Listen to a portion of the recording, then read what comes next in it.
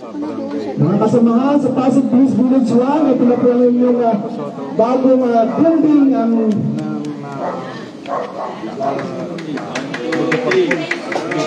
major improvements of two-story multipurpose building located at Pasig Police Village 1. And of course, yung isa naman po yung conversion of two-story daycare building to an administration office located dito sa loob ng Police Village 1.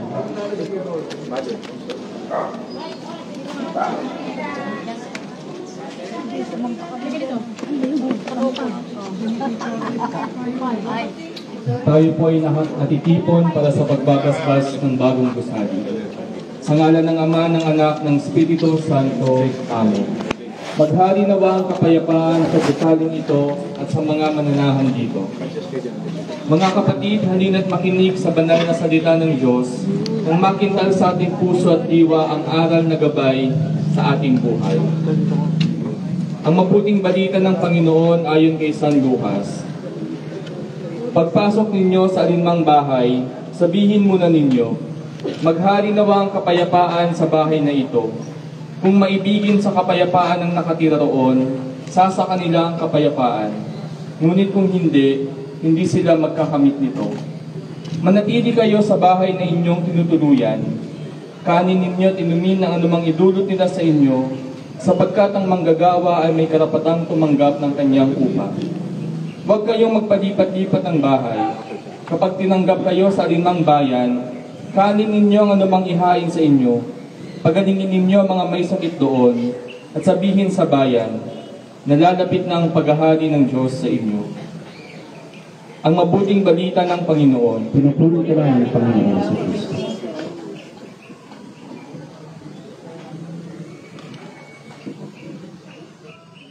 Mga kapatid, halina't dumulog sa Ama na bukal ng buhay ng lahat ng mga sambahayanan. Ating itutugon, Panginoon, dinggin mo ang aming panalangin. Panginoon, dinggin mo ang aming panalangin. Amang mapagmahal, loobin mong pamayanihan ng kamat ng pagmamahala ng aming bayan. Iniluluhog namin sa Panginoon. Panginoon, dinggin mo ang aming panalangin. Amang mapagkalinga, loobin mong maging bukas palad kaming lagi sa mga kapus-palad, dukha at sawi. Idalangin natin sa Panginoon. Panginoon, dinggin mo ang aming panalangin. Amang may kapal, loobin mong maging masigasig kami sa pagpapalaganap ng iyong paghahari. Idalangin natin sa Panginoon. Panginoon, dinggin mo ang aming panalangin. Aming Ama, sa iyong kagandahang loob, ibinigay mo sa amin ang iyong buhay at pagmamahal. Tangkilikin mo ang iyong namimintuhong angkan, lamang ikaw ang pinagmulan ng kanilang mabuting pagsasamahan. Panginoon, dinggin mo ang aming panalangin. Iniluluhog namin ito sa pamamagitan ni Jesucristo, kasama ng Espiritu Santo, magpasawalang hanggan. Amen. Pagbabasbas ng bagong gusali. Manahan ka, Panginoong Jesucristo, sa piling ng nagpapasinaya sa bagong gusaling ito, ang mga multipurpose hall, at humihiling ng pagbabasbas sa iyo, upang sa paglagi rito ay kanilang madamang iyong pagkupkop, upang sa paglabas dito ay kanilang makamit ang iyong pagtataguyod, at upang sa pagbalik dito ay kanilang mapaunlakan ang iyong pagpasok, hanggang tanay sumapit sa iyong nihandang tahanan, sa maligayang pagpisan sa iyong Ama sa kalangitan. Naming nabubuhay kasama ng Espiritu Santo, magpasawalang hanggan. Amen. Ang banal na tubig nawang ito ay magpaalala ng pakikiisa sa kamatayan at pagkabuhay ni Kristo sa sakramento ng binyag. Ama namin, sumasalangit ka, sambahin ang ngalan mo. Apa sa amin ang kaharian mo, sundin ang loob mo, dito sa lupa para nang sa langit. Bigyan mo kami ngayon ng aming kakanin sa araw-araw, at patawarin mo kami sa aming mga sala, para ng pagpapatawad namin sa nagkakasala sa amin. At huwag mo kaming ipahintulot sa tukso, at iadya mo kami sa lahat ng masama. Amen. Aba, Ginoong Maria, napupuno ka ng grasya, ang Panginoong Diyos ay sumasa iyo. Bukod kang pinagpala sa babaeng lahat at pinagpala naman ng iyong anak na si Jesus. Santa Maria, ang Diyos, ipanalangin kami ng kasalanan, ngayon kung kami mamamatay. Luwalhati sa Ama, sa Anak at Espiritu Santo. Para sa unang ngayon at magpakailanman.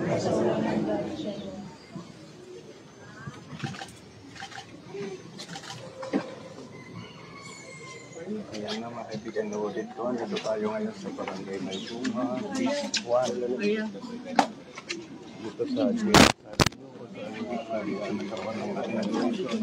Lalabas din naman ito. Lalabas din naman. Hindi pa tayo sa kabila. Lugar na ito na pwede nga po mauna doon. Dito, puntahan pa natin yung magandang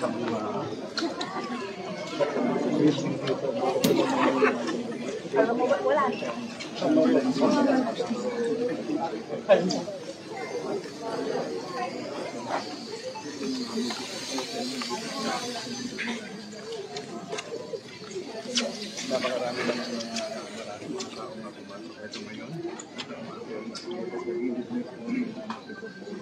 Iba po, pwede na po maghintay sa loob para makauna na po kayo. Opo, pwede na po. Pwede yung iba sa loob na. Iba po mga nag-ahawa po. Pwede na po sa loob.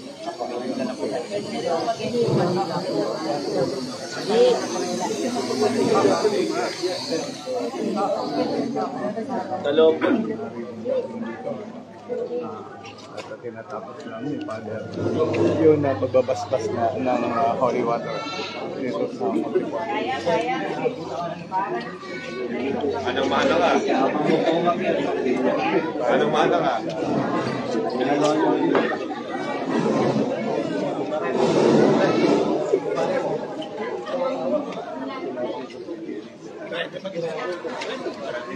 Kasama rin natin dito sa mga kita natin dito sa Sigong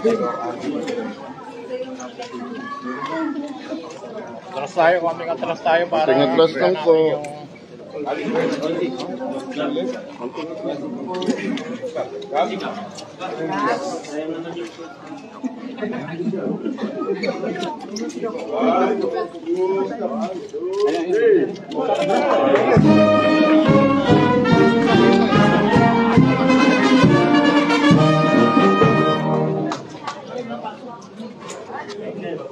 Ugi ah.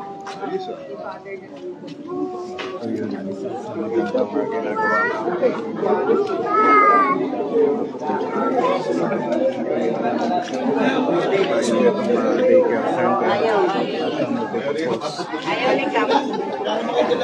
Ito pumasok dito natin sundan sa kilabasa na yun na paa natin madudumihan lang yun na chlorine. Dahil sa ngayon ay umaambon-ambon nga.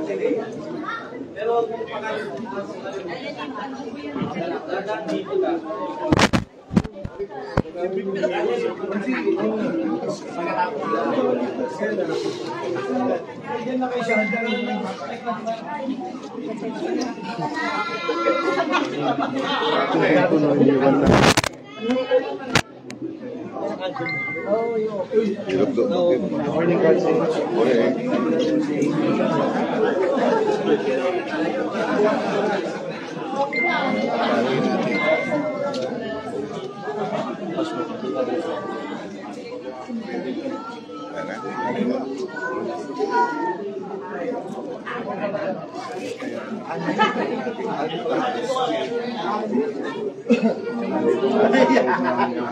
Kaya pala ito yun natin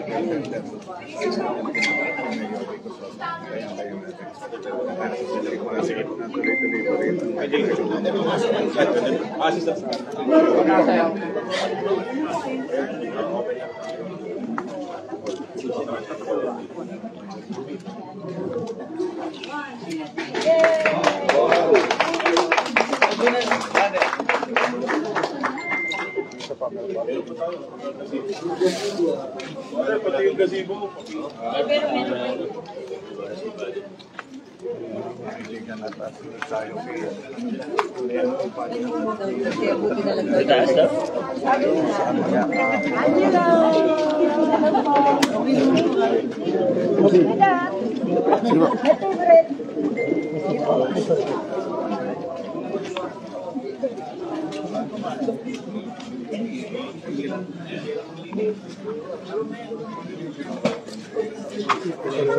I know, hindi ko lang araw.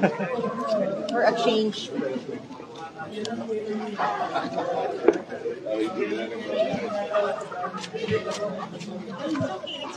Dito mo.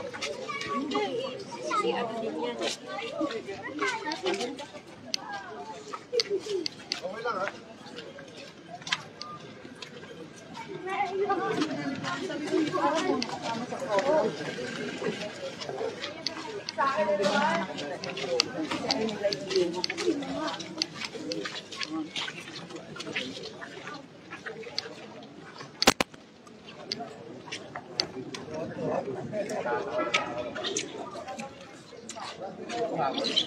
Engineer Sansa, ikaw bahala dito ha? Landscaping natin. Ikaw pa rin bahala.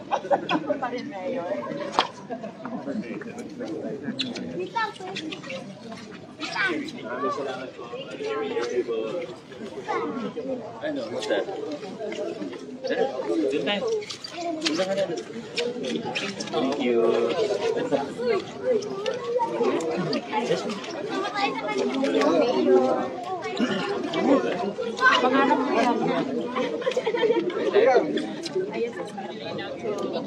Thank you.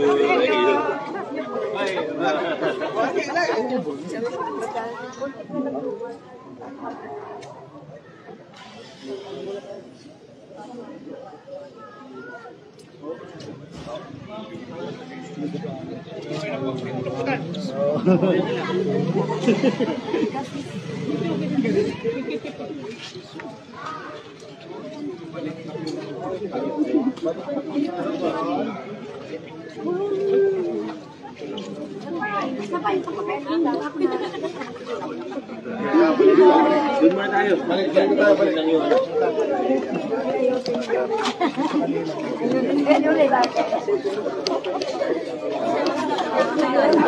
Meron ka din? Pagsasalita si Soto. Balik Doon na po sa muna tayo. May program.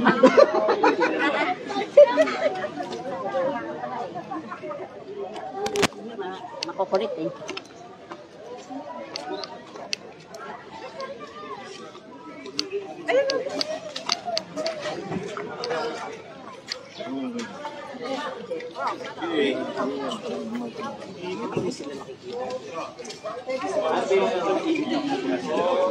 Hello.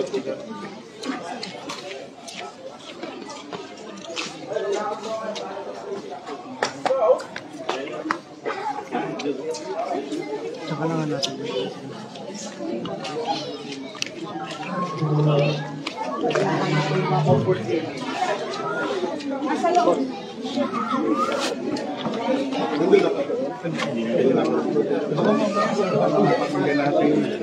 Ang speech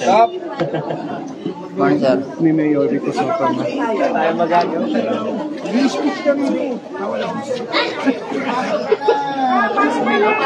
Pumesto kayo sa isang person.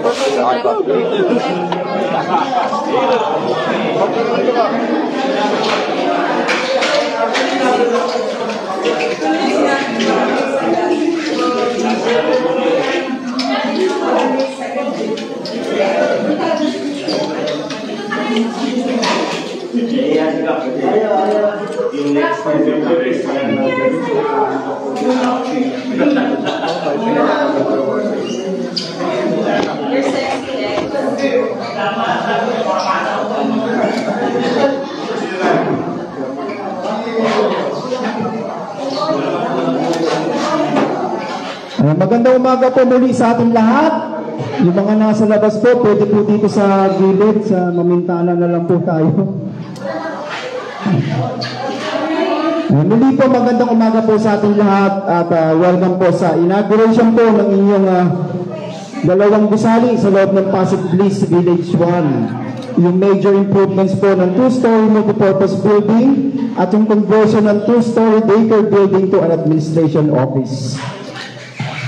Na pinangunahan po kanina ng ating mga kasama mula sa Barangay Maybunga, headed by Barangay Chairman Arnold Barok Alvarez and Barangay Council and SK on admin and staff. Kasama rin po natin ngayon representative ng ating City Councilor Cory Raimundo, si Kagawad Boy Raimundo, magandang umaga po. Sa ating SCED Federation Chair, Casey Costillas, magandang umaga po. Sa ating City Councilor Dodoy San Agustin, good morning po. Councilor Maro Martin, San Agustin po. Agustin lang po. Pagpasensyahan mo po. Hindi pa siya santo. Oo, hindi pa po siya santo, pero yung ulo lang po yung mukhang santo. Pagpasensyahan na po. Hindi po niya kapistahan ngayon si Councilor Dodoy Agustin po. Oo. Naalala ko po kasi pesa sa Palati. Alright. So, kasama rin po natin ngayon nakita po natin kanina si City Councilor Simon Tantoco. And of course, City Councilor Angelo De Leon. City Councilor Maro Martires. Magandang umaga po. Kanina rin po, dumaan din po ang ating Congressman Roman Romulo.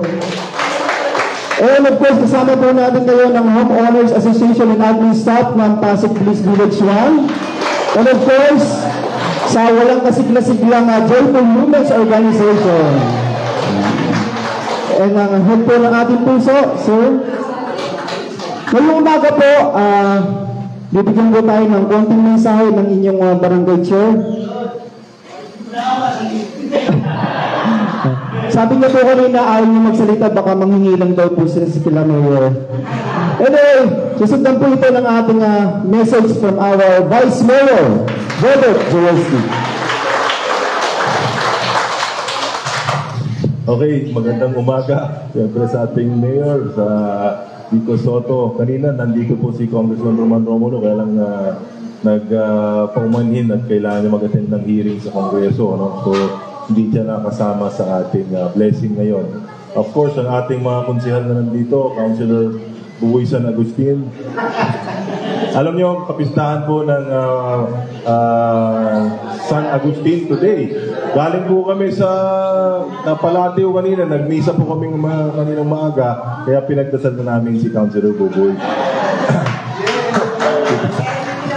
Si Councilor SK Federation, SK Casey Costillas, of course, Councilor Angelo De Leon, Councilor Maro Martires, and ating head ng puso, si Caric Reyes, andito rin, ating presidente, sa ating mga HOA officials, sa ating barangay captain na ayaw magsalita dahil may sugat sa kanyang tuhod, sa ating mga kagawad na magsisipag, magandang umaga po sa ating lahat. Pagising po natin, talagang napakasama ng ulan, pero at least ngayon medyo tumila na, no? At papasalamat din tayo kay Father dahil nabigyan na ng blessing itong bagong renovate natin mga pasilidad. Thank you, Father. Pero higit pa riyan, siyempre, ang nais lang natin sa city government ng inyong lungsod ng Pasig, mapaganda ang inyong lugar. No, kanina, nag-usap kami ni Pres, Mayor, meron kaming napag-usapan ni Pres at ni Kong na about yung possibility na magawa na natin yung multi-level parking and basket. So, hindi ko pa umunahan si Mayor, pero sinabi ni Kong kanina, pag in-approve daw ng ang city, hahanapan niya ng pondo sa DPWH. So yun ang magandang balita na nangyari kanina sa aming pagtitipon para napansin niya namin na talagang sobrang dami ng sasakyan at nahirapan po ang ating mga residente dito. So again, mabuti nga na nakita namin yung inyong lugar dito at hopefully tuloy-tuloy po yung paggawa namin ng mga programa para gumanda rin yung inyong lugar, no? Hindi ko na po pahabaan. Wala akong pasok yung mga bata. Nag-call na rin ng gobyerno ng no government, no work for government ngayon. Pinauwi na nila. Hindi namin alam ni Mayor bakit dahil wala naman yung ulan. Kung kailan tumigil yung ulan, pinauwi nila yung tao. Kaya, anyway, ingat po tayo sa darating mga araw. God bless at maraming salamat. Maraming salamat po, Vice Mayor Robert Jaworski. At ngayong umaga po, siyempre, pakikinggan natin ang mensahe ng ating buting Mayor Vico Soto. Upo lang po tayo. Magandang umaga po sa inyong lahat. Nilipat ng electric pad yung mga papeles. Meron bang Magandang umaga po ating Vice Mayor Dodot, sa ating mga konsihal, press at sa ating mga opisyalis. Makasama po natin mula sa puso at syempre sa lahat po ng mga residente natin dito sa Bliss May Bunga, Bliss 1 po. Maraming salamat po sa inyong napakainit na pagtanggap sa amin ngayong umaga. Sa mga kagawad din po, syempre magandang umaga sa ating kapitan na medyo, alam nyo, pagpasensya niya sikap, talagang mahihain po yan. Kapitan Barot, bukod sa napakabait at napakapogi, ay mahihain po talaga yan. Kaya ayaw niya daw umupo sa harap kasi may konting sugat yata. Para po sa mga nagtatanong kung ano nangyari, nakita ko kahapon nagsapakan sila ni Kagawad Boy, natulak yata. Medyo, sana okay na po kayo. Si Kagawad Boy, nakasalubong ko si Cory kanina. Sabi niya si Kagawad Boy muna mag-represent sa kanya dahil may event din siya sa Santolan, yung Rise Against Hunger. Sinamahan niya muna yung mga taga-Rise Against Hunger sa Doroteo yata sila. Ayan po. Siyempre, kilala niyo naman po ang hindi po siya yung may piyesta ngayon, si Councilor Buboy Agustin na napagkamalang santo ni Sir Albert. Sir Albert, mag-iingat po tayo sa mga sinasabi natin kasi baka magkatotoo.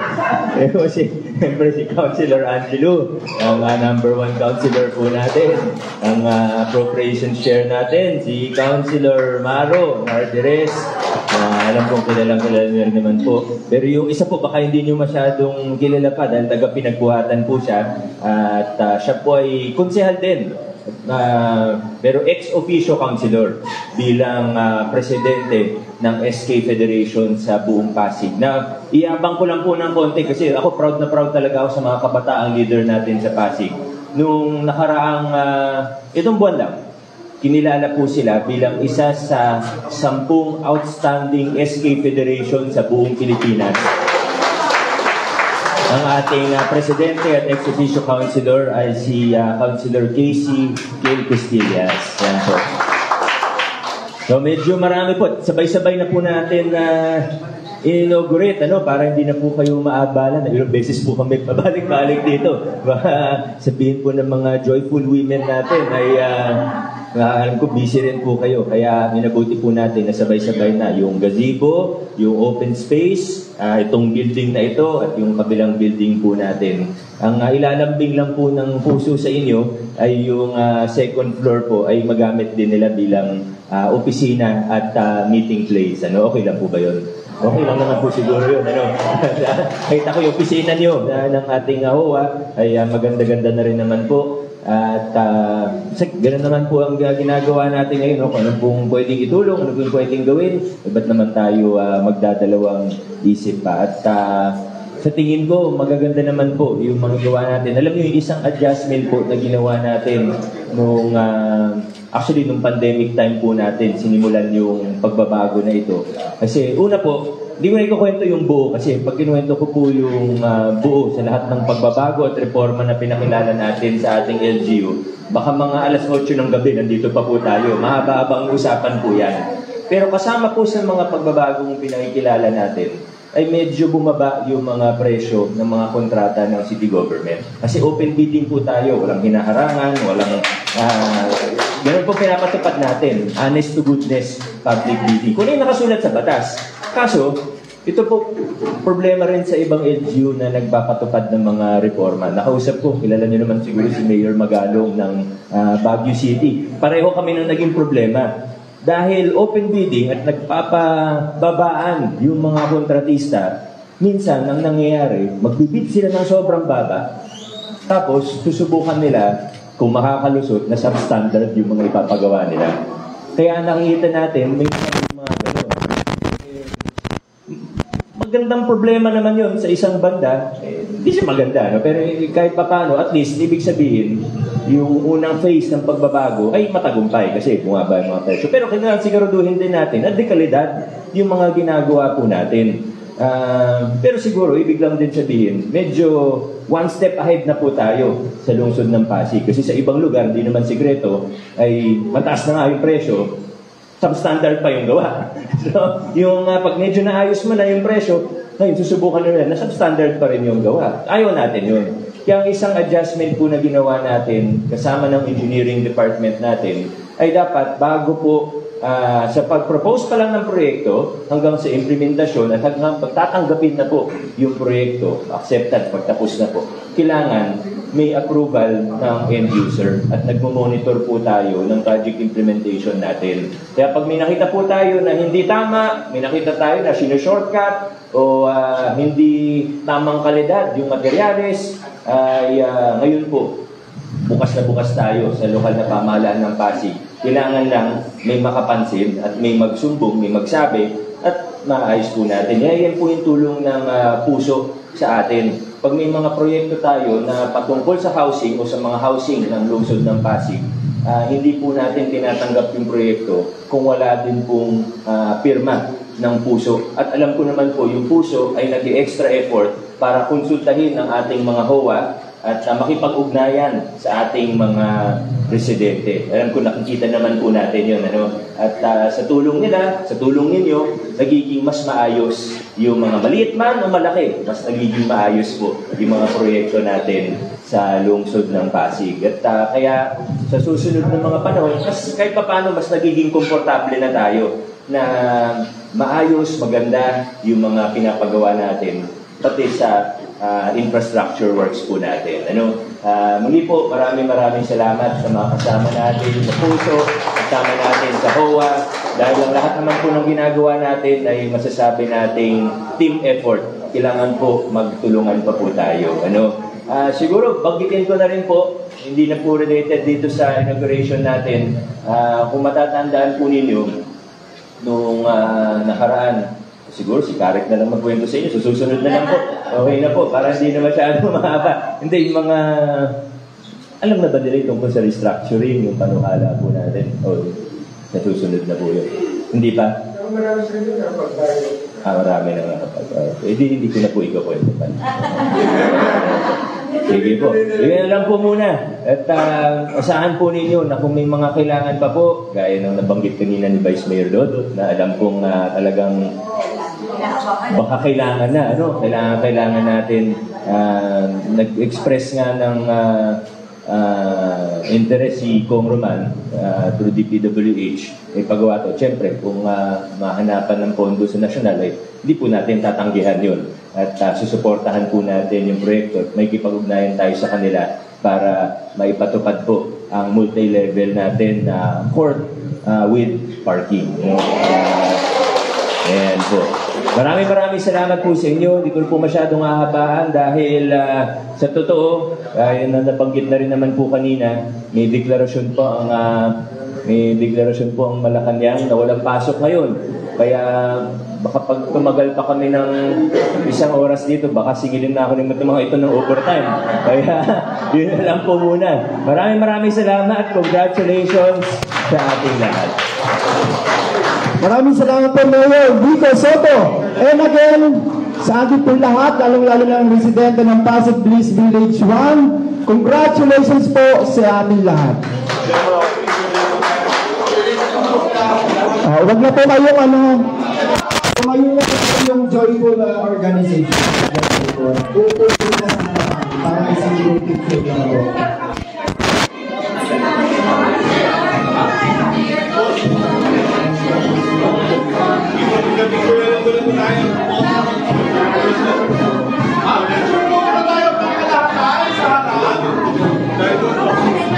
Picture po na mamaya na lang yung service sa akin. Mamaya na yung service sa akin. Picture mo na. Picture. 1, 2, 3. Congratulations, Pasig Bliss Village 1 sa inyong bagong gusaling. And again, maraming salamat po sa Homeowners Association at the staff of Pasig Village 1, Joyful Numerous Organizations, Barangay Chairman Arno, Barok Alvarez, Barangay Nancy, and mga staff of Barangay Kaitawang, City Council for the Women, Senator Carol Santa Maria Polo Mundo, SPO, City Council for Mara Harvey, City Council for Women,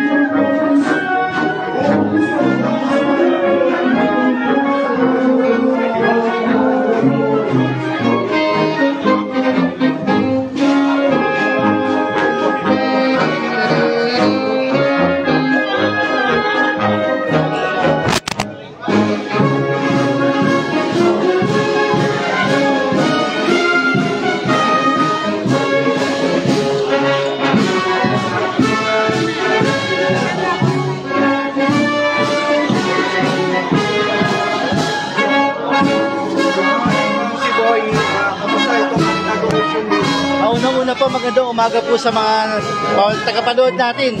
Maraming salamat po dahil sa gitong proyekto. Mayroon po tayong dalawang multipurpose ngayon na tinayo. Mayroon second floor, mayroon po tayong gazebo. Sabi ni Mayor Vico, baka ma-start na or masimulan ang ating court na mayroong parking.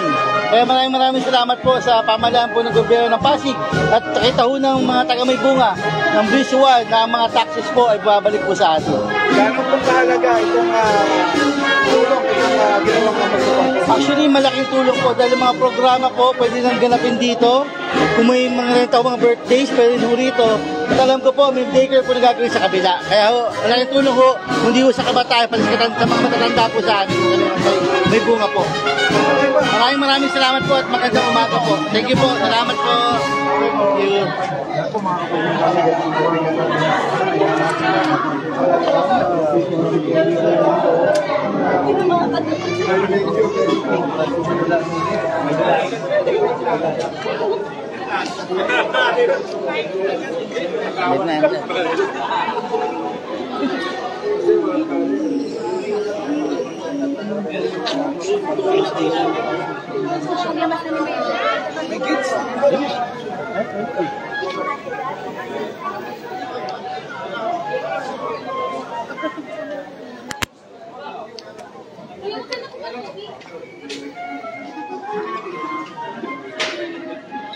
you.